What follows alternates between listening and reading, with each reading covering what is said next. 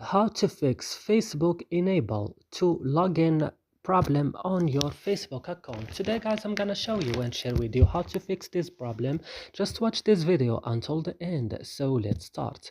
First, you will just open settings, and when you open settings guys, you will just go directly to apps or applications.